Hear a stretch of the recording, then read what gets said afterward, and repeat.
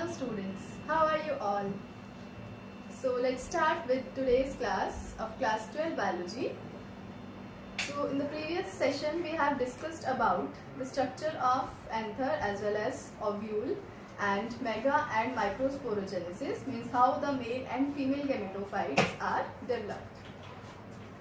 After the development of male and female gametophytes, the next step is the transfer of pollen grains along with the male gametophyte and male gametes to the stigma of female reproductive, that is the female reproductive part.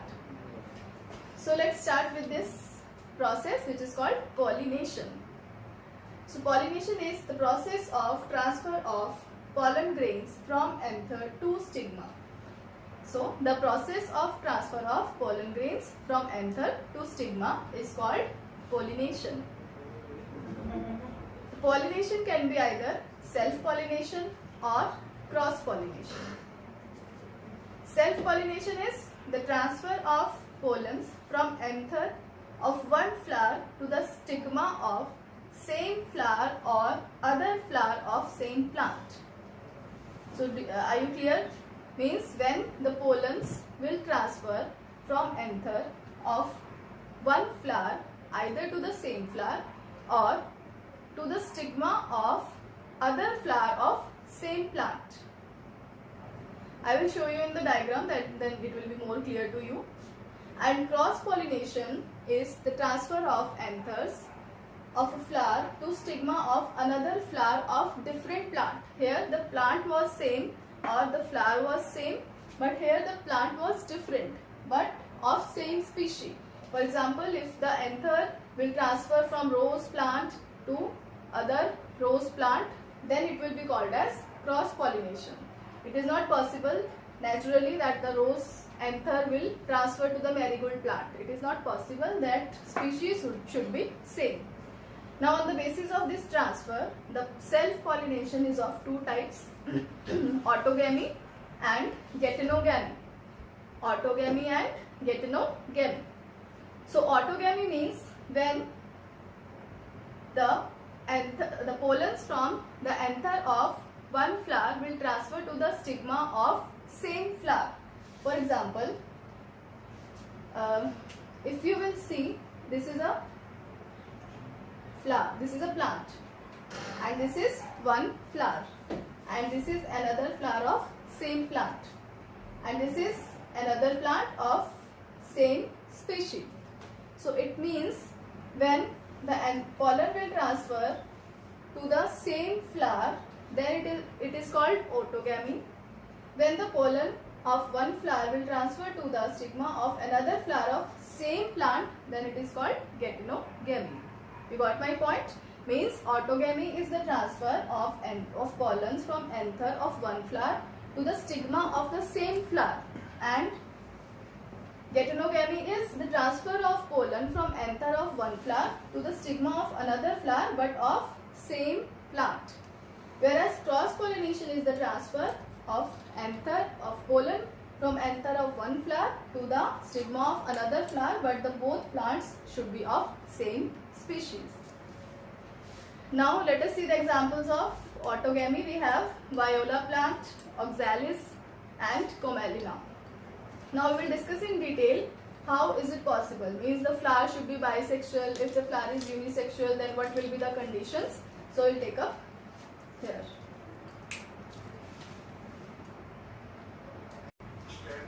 So as we have discussed about self-pollination and its two types, autogamy and geitonogamy. Okay, let me first clear you this self and cross-pollination. See, this is one plant and this is other plant of same species. In this plant you can see these two flowers, and here also it has one flower. So if the pollination will take place within this same plant, then it is called self-pollination. But if it takes place between these two plants which are of same species, then it is called cross-pollination. Now within the same plant, if the flower is bisexual, then there is a chance that it can be either autogamy or geitonogamy. See how? So this is one flower and it is a bisexual flower. If the if the pollen from the anther of this flower will fall on the stigma of the same flower, then it will be called as autogamy. Clear? If the pollen from the anther of this flower will fall on the stigma of the same flower, then it is called autogamy. But if the pollen from this flower will fall over the stigma of another flower which is on the same plant, then it is called geitonogamy. But both are the types of self-pollination. And now if the pollen from this flower will transfer to the stigma of another flower of another plant but of same species, then it is called as cross-pollination. So in case of self-pollination, we will see here how autogamy can be. There are two chances if the flower is chasmogamous or clistogamous, we will see here. But definitely in case of cross-pollination, there will be some agents required for the transfer of pollens to the stigma. We will see in the next topic. First, let us see on the basis of autogamy. Autogamy can be either chasmogamous flower or clistogamous flower.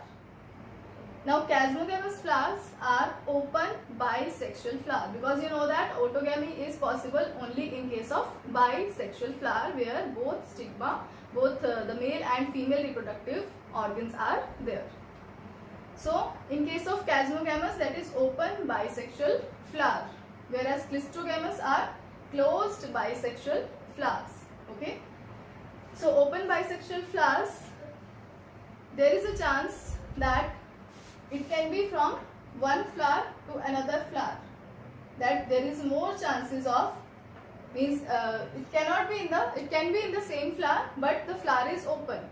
So there will be always some requirement of agency in this, because it will carry that pollen to the stigma of the same flower. But in case of clistogamous flower, as the flower is closed, so there is no requirement of any agency for the transfer of pollens to the stigma of the same flower, because the flower is closed. There is no chance that the pollens can move some other flower. There will be 100% self-pollination in this case.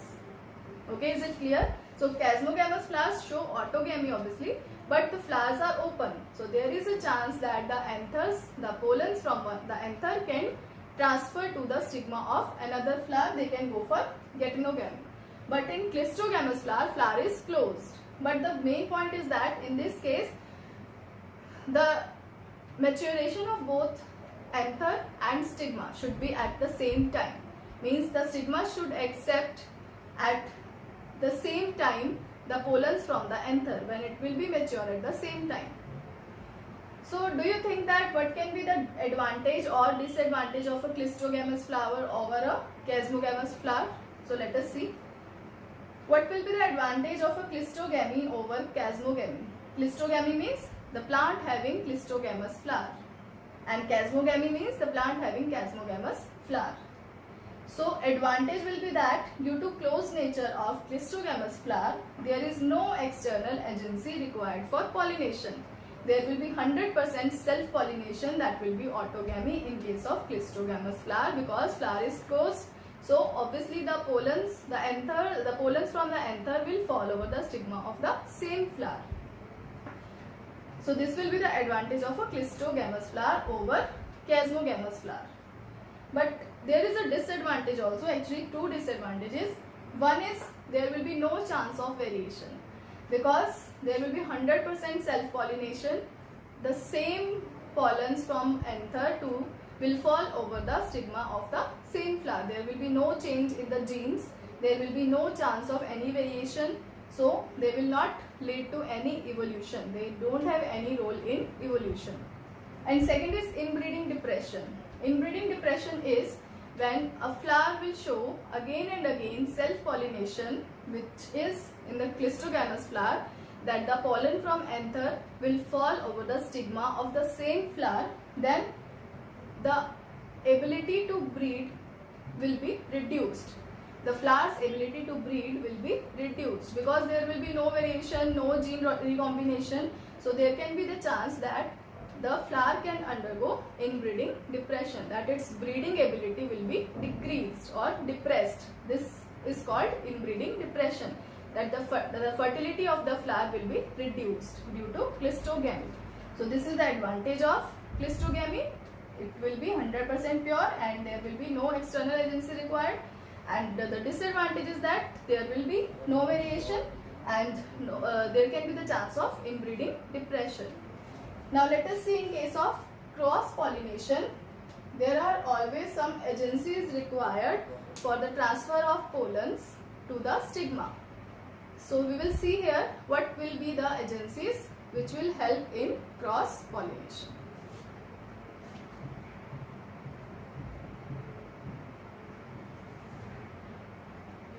Okay, let's start with the next topic, that is agencies or agents for pollination.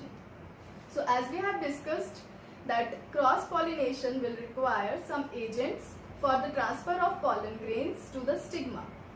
So let us see what can be these agents which help the flowers, the plants to do cross pollination.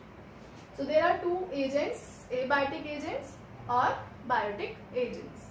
So abiotic are which will include wind and water, and biotic agents will include insects, birds, bats, mammals. So they will help them to transfer the pollens to the stigma. So let us see here, there are some terms given to the conditions where these agents will help in cross pollination. So first is wind. So this condition is called anemophily. The condition is called anemophily, in which wind will help the transfer of pollens to the stigma. So as the wind blows, the pollens from the anther will transfer to the stigma, to the other plants. And the plants which shows cross pollination through through wind are called anemophilous plants. For example, we have grass, cereals. We will take up later the detail what will be the adaptations of the plants which are anemophilous in nature in the next topic. Next one is through water. Water can be an agent for the transfer of pollen grains to the stigma. This condition is called hydrophily and the plants are called hydrophilous plants. Basically the plants which are aquatic plants are hydrophilous in nature because they will transfer their pollens with the help of water. So the pollens flow along with the water and then they will transfer to their respective or target site. Example are the water lily plant, lotus, water hyacinth, zostera, hydrilla, Welsineria. So these are the examples of the aquatic plants which shows cross pollination through water. Next is insects. Insects can be an agency for pollination also. Basically in this case insects, birds, bats, mammals. So the reason is that the flowers are very beautiful and attractive in color, so that they will be attracted by these biotic agents. So insects, the condition is called entomophily. Entomophily means the transfer of pollens with the help of insects. When the insects like bees, moths, wasps, they sit on the plant, on the flower to suck the nectar from the flower. The pollens, they may get stick to their legs or mouth parts, and when the same insect will sit on the other flower of other plant, then it will transfer the pollens. Similarly, the term given to the plants which shows cross pollination with the help of birds is called ornithophily. In case of bats, it is called chiraptophily. Now we will take up one by one the adaptations of the plants where the insects, water and wind will be an agency for pollination. It means what will be the characteristics. There will be some special features of such plants which help them to do cross pollination by these agencies.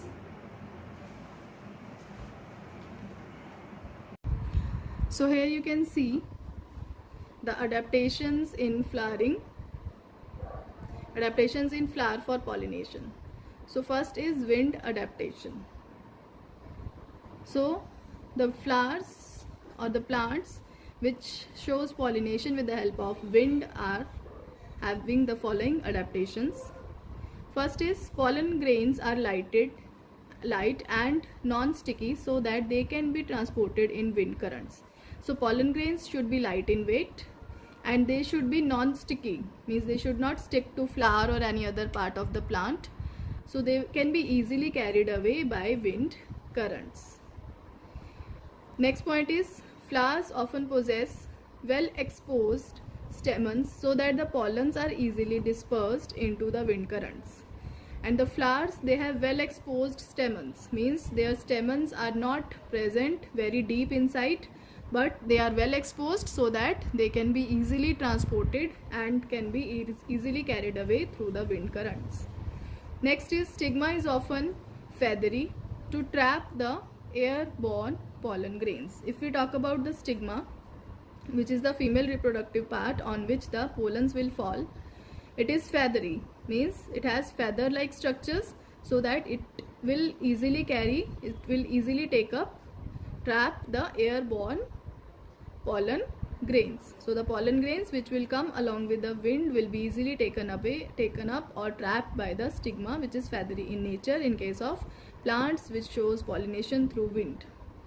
Next is, there is a single ovule in each ovary and numerous flowers packed into an inflorescence. So the ovule will be single because the ovule has to take up the pollens coming through wind, and the flowers and there is a single ovule in each ovary and numerous flowers packed into an inflorescence. But if we talk about the inflorescence of a flower, there will be so many flowers present which are so that they can produce so many pollens. These pollens will be easily taken away by the wind, because when they will taken away by the wind, there will be so many pollens that may be destroyed in between. That is why the flowers are numerous to produce a large number of pollens.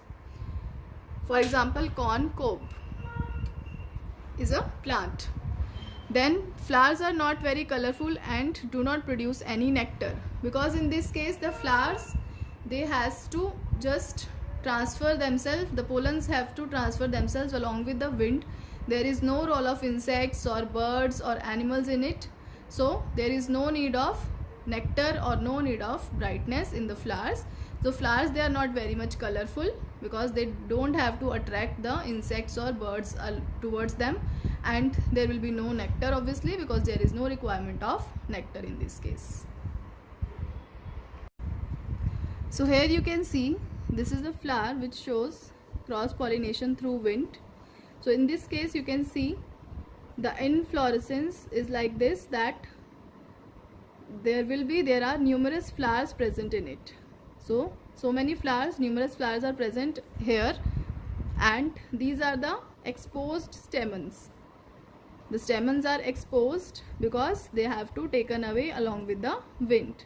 So this numerous inflorescence along with the exposed stamen is shown in this flower, which shows wind pollination.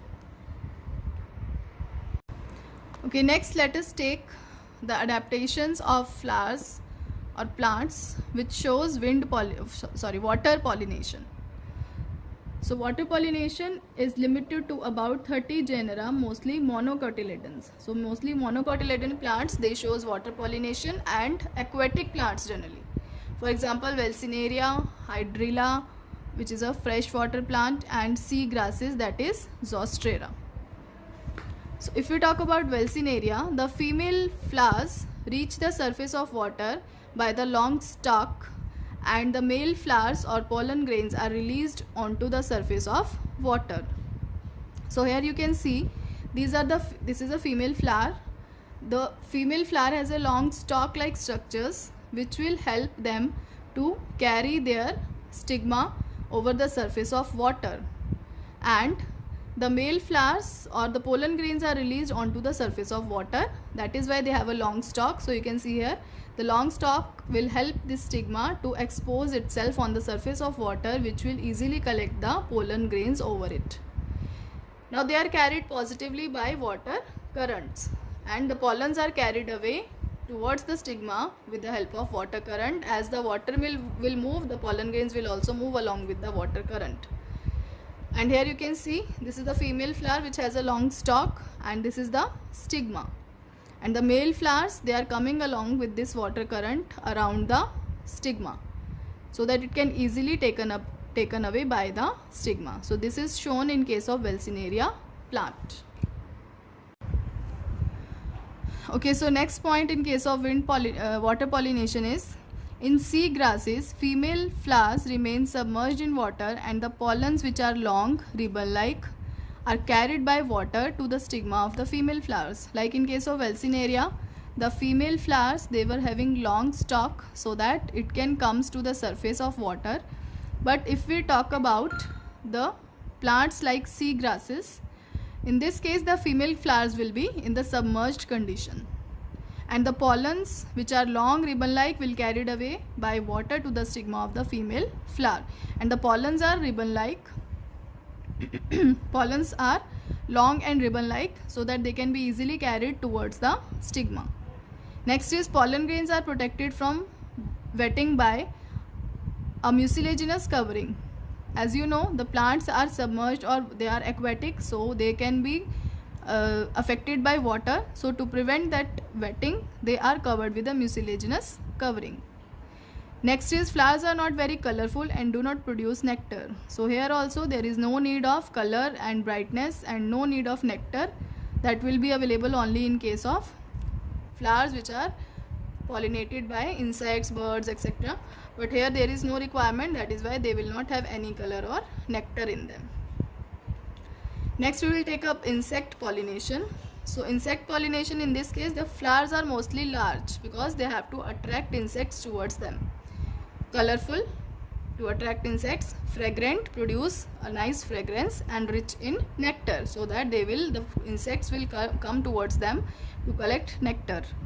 When the flowers are small, a number of flowers are clustered into inflorescence. So if the flower is big enough in size, then it is fine, but if the flower is smaller in size, then the numerous flowers will be present in the form of a clustered inflorescence, so that they can be easily visible by the birds and insects. To sustain the animal visits, the flowers provide rewards to the animals in the form of nectar and edible pollen grains. So nectars, the animals, they come towards the plants or flowers only to collect nectar, as well as in some cases the pollen grains are also edible, so that it will provide a, you can say, a reward to the animals, so that they will move towards the plants. They will get the nectar or pollen grains from the flower, and in respect of that they will help them in pollination. Next point is, some species like Amorphophallus, which is the tallest flower, which is about 6 feet in height, it provides place to the insects to lay their eggs. So you can see in this figure they are showing insect pollination, and the flower they have shown is this Amorphophallus flower, which is very long flower, and it provides a proper platform to the insects where they can sit and lay their eggs, and in respect to them they will help them in pollination. Next example is yucca plant, which is a species of moth which cannot complete its life cycle without each other. So yucca plant and a species of moth, they both are dependent on each other. They can show, you can say, symbiotic relationship, that they can the moth can complete its life cycle only when it feeds on the yucca plant. So without this, the moth deposits its egg in the locules of the ovary and also the pollinators, and also pollinates the flower. So how will they help each other? That the moth will lay its egg into the locules of the ovary. Inside the ovary they will lay their eggs, and they will help the flowers to do pollination. So the larvae come out as the seeds start developing. So till the seed development they will retain inside the ovary, and then when the seed development will be there, then the larva of this moth will come out and will complete their life cycle. So this was all about the adaptation of all 3 types of plants. I will share one video also with you where you will see the animation of all the 3 adaptations as well as the pollination. Then it will be more clear to you.